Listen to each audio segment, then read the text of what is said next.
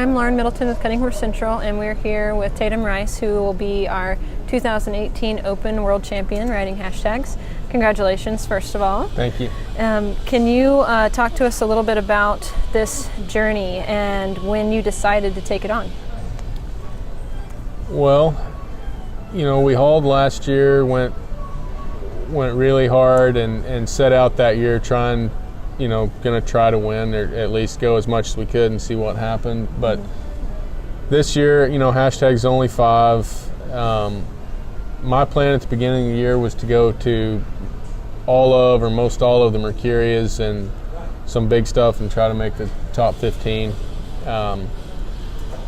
It started out pretty good in the beginning. You know, we did good in the 2,500 addeds at Augusta, and you know, we were sitting pretty good and hadn't really gone that much, and made the Super Stakes finals and didn't do very well in the finals, and I, you know, I was pretty let down with that. I didn't do a very good job picking cows, and so, you know, we had the horse of the year in the back of our mind too for hashtags, and when we didn't do good there, that was not necessarily, but pretty much out the window. If you're showing the 5 and 6 year old, you need to do good in the Super Stakes and Derby, not necessarily win, but place in the top few.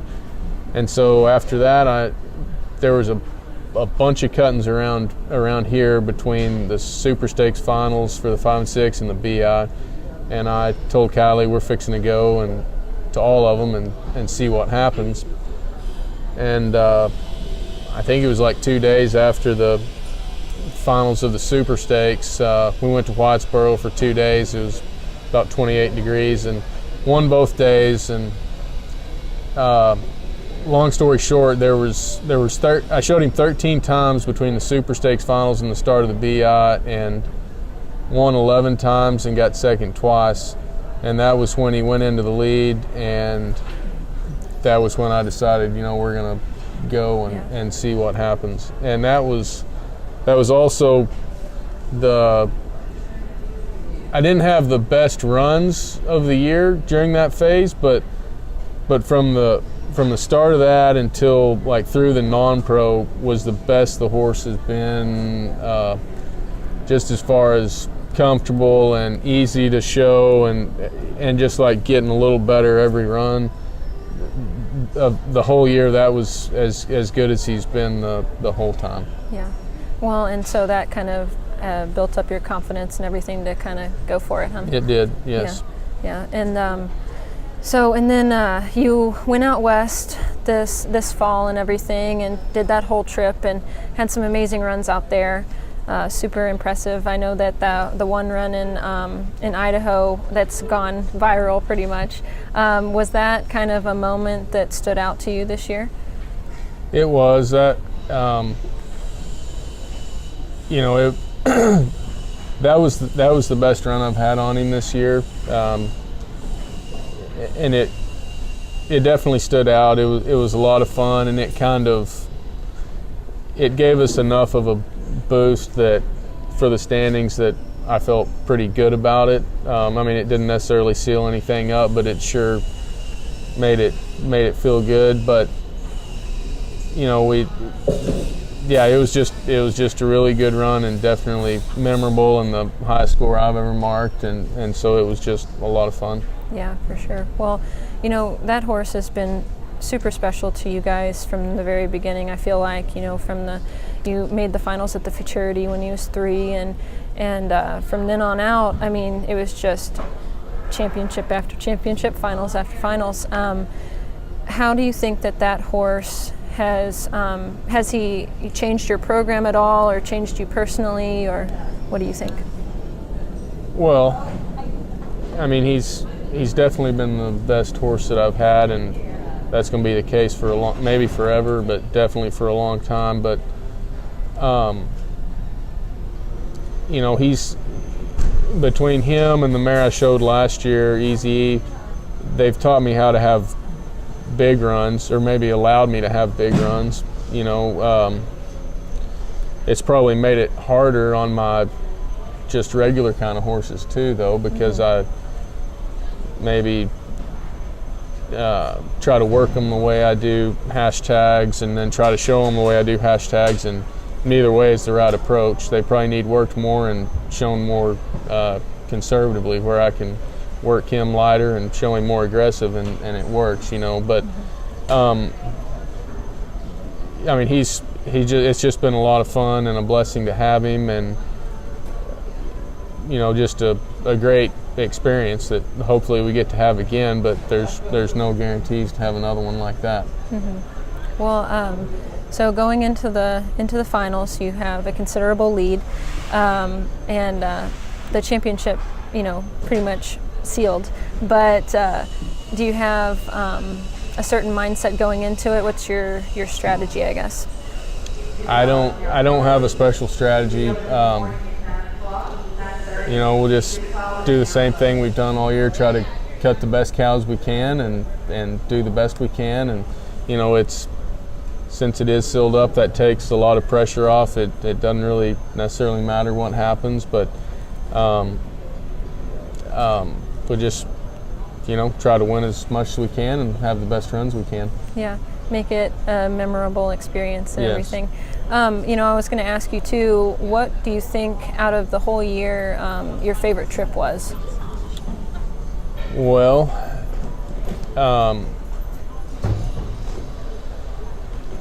there'd be several, I guess, but one trip that was, and it doesn't just involve hauling and showing, mm-hmm. but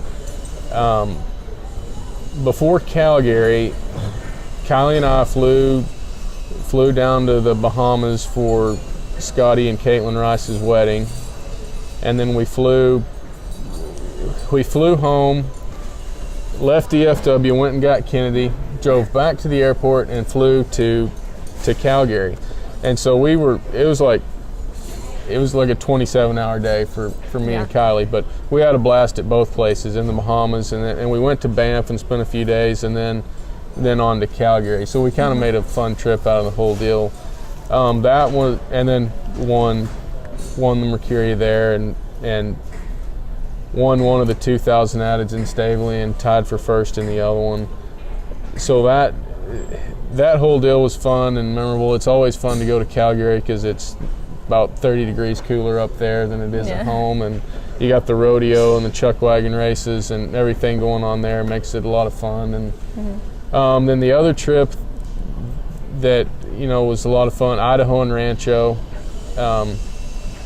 We did well, so that always makes it fun, but the weather was cooler than normal this year, and you see a whole different crowd of people than what we are normally around. And we got to, the last 2 years we've done this, but Kylie's mom and dad have a house in Lake Tahoe, and we've stopped there in between shows the last 2 years. And this year RL stopped there with us, and Bill Cowan and Michaela, and we just had a big time the yeah. whole time. So those were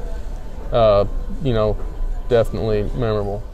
So I've said it before, but I think a lot of people would agree that it's a really good experience to go and haul. Everyone should do it at least once. What's your thought on that? Well, I think so for sure. It's helped me in a lot of ways. For one, it's made me more confident and comfortable picking cows, because a lot of times you're out at shows where you don't have your Fort Worth help, you don't have the guys that you're very most comfortable with, and you just have to rely on yourself, and you just get more confident with it, and you kind of, or at least I started to see that there's very few cows that you should totally roll out. I remember watching cows a few years ago here in the Will Rogers, and there'd be a cow, and I'm like, no, there's no way I'm cutting it. And you go enough of those weekend deals, sometimes you end up having to work some of those cows down at the end, and then they turn out not that bad, and mm-hmm. or they get better as they go. And I've probably a lot of people were already aware of that. I just wasn't, or I was too scared or whatever. But there's very few cows that are totally sorry enough that you can just totally rule them out. Yeah. And that's one thing that's probably helped me a lot. Now at the same time, I've gotten real spoiled this year on this horse because I can cut almost whatever, whether it's really fast or really soft, and he's good on both. I try to cut him good cows, but if I make a mistake on my selection, he pretty much takes care of it.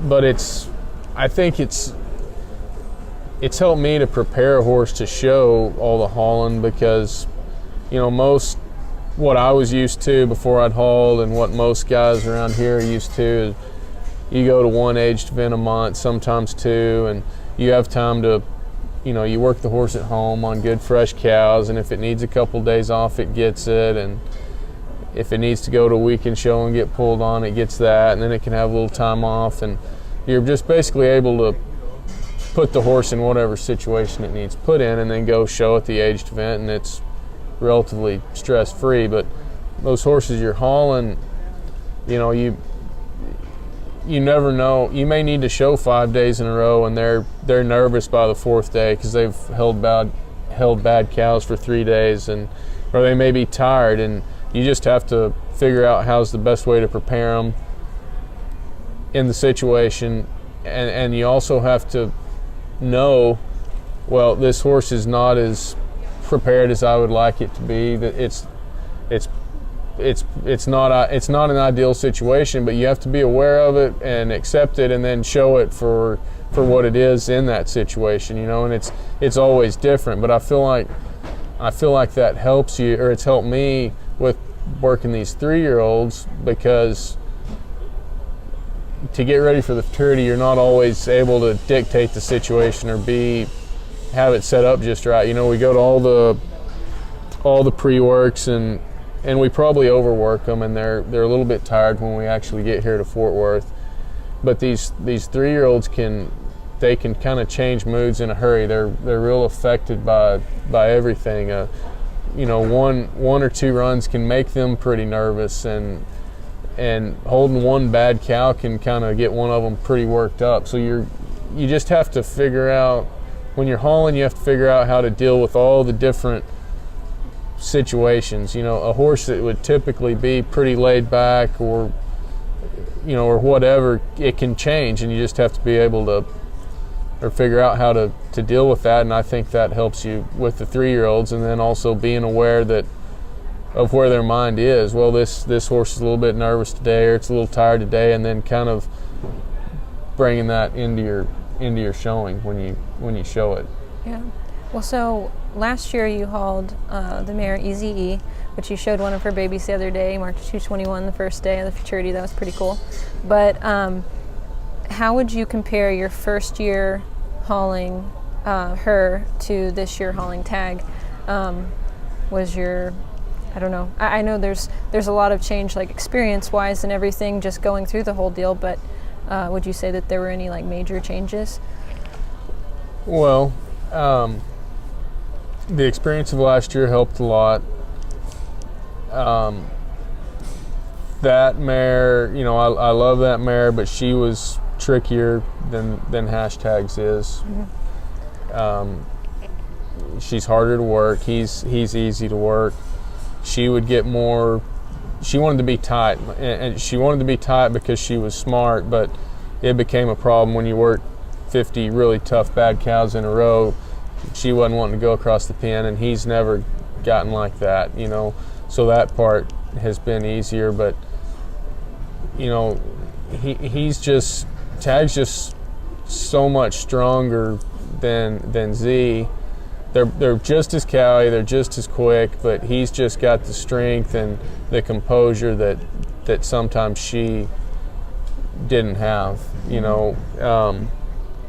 So that was one thing that was a huge difference. But it's kind of like anything else. You do it, and you learn, and you kind of figure out the ropes. I think we were more comfortable this year hauling than what we were last year. Like this year seems like it's gone so fast. Last year seemed like it was pretty long. It was a lot more stressful. Mm-hmm. Well, so these horses, they've changed you quite a bit, and the experiences have and everything. But what about the people who impacted you the most through this whole experience? Well, there's a lot of people, really.